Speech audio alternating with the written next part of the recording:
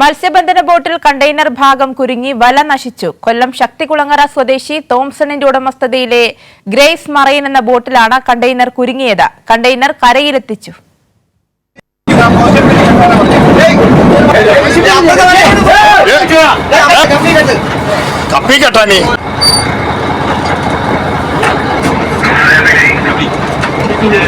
പുലർച്ചെ കടലിൽ വല വലിക്കുമ്പോൾ ബോട്ടിന്റെ വേഗത കുറഞ്ഞു. തുടർന്ന് നടത്തിയ പരിശോധനയിൽ വലയിൽ കണ്ടെയ്നർ കുരുങ്ങിയതാണെന്ന് കണ്ടെത്തി. സംഭവിച്ചത് വലയിട്ടൊരു 10 മിനിറ്റ് കഴിയുമ്പം സ്പീഡ് കുറഞ്ഞു.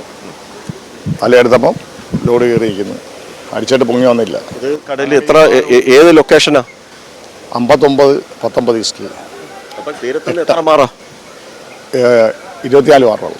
വലയിൽ കുടുങ്ങിയ കണ്ടെയ്നറിന്റെ പുറംപാളിയിൽ MSC എന്ന് രേഖപ്പെടുത്തിയിട്ടുണ്ട്. എൽസ MSC 3 കപ്പലിലെ കണ്ടെയ്നറാണെന്ന് പ്രാഥമിക നിഗമനം. 57,492 രൂപയുടെ ഡീസലുമായി മത്സ്യബന്ധനത്തിന് പോയതാണ് ബോട്ട്. വലയും വലയുടെ ചെയിനും റോപ്പും നശിച്ചു. 3.5 ലക്ഷം രൂപയുടെ നഷ്ടം സംഭവിച്ചുവെന്ന് ഉടമ തോംസൺ കൈരളി ന്യൂസിനോട് പറഞ്ഞു. എന്നെ സംബന്ധിച്ച് എനിക്കിത് രണ്ടാമത്തെ അനുഭവമാണ്. എൻ്റെ ആദ്യത്തെ സ്വാമി ഇസഡൂർ എന്ന പേരിലുള്ള ബോട്ടിൽ കണ്ടെയ്നർ വന്നിടിച്ച് ബോട്ടിൻ്റെ പ്രൊപ്പല്ലറും റഡറും അതിൻ്റെ വയർ റോപ്പ് വല എല്ലാം കൂടെ എനിക്കൊരു 7.5 ലക്ഷം രൂപയുടെ നഷ്ടം അതിനകത്ത് സംഭവിച്ചത്.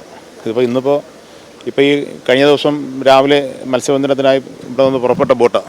ഇത് കുടുങ്ങിയ സമയത്താണ് അവർ വിളിച്ചു പറഞ്ഞത് എനിക്ക് അപകടം പറ്റിയിട്ടുണ്ട്. അങ്ങനെ അവർ കരയിലേക്ക് വരാൻ പറഞ്ഞത്. അപ്പോൾ ഇതിനകത്ത് കണ്ടെയ്നറിൻ്റെ അവശിഷ്ടമാണ് ഇതിലിപ്പോൾ വന്നിരിക്കുന്നത്. അതിനകത്ത് ആ കണ്ടെയ്നറിൻ്റെ എംബ്ലവും മറ്റുമെല്ലാം ഉണ്ട്. മുമ്പും തോംസന്റെ ബോട്ട് കണ്ടെയ്നറിന്റെ ഭാഗം തട്ടി പ്രൊപ്പലർ നശിച്ചിരുന്നു. ജില്ലാ ദുരന്ത നിവാരണ വിഭാഗവും കോസ്റ്റൽ പോലീസും ഫിഷറീസും സ്ഥലത്തെത്തി കണ്ടെയ്നർ ഭാഗം പരിശോധിച്ചു. നിലവിൽ ഇവരുടെ ഒരു കണക്കൂട്ടലിൽ അതിന്റെ റോപ്പും വല ഉൾപ്പെടെ അവർക്കുള്ള നഷ്ടം 3.5 ലക്ഷം രൂപയാണ്.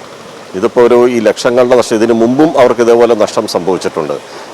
ഇത് സാമ്പത്തിക നഷ്ടം മാത്രമല്ല, ജീവന് വരെ അപകടം. 11 പേർ ഇതിലുണ്ടായിരുന്നു. ജീവന് വരെ അപകടം സംഭവിക്കാനുള്ള സാധ്യതയും ഇപ്പോൾ ഏറുകയാണ്. ക്യാമറമാൻ അയ്യപ്പദേവിനൊപ്പം രാജ്കുമാർ.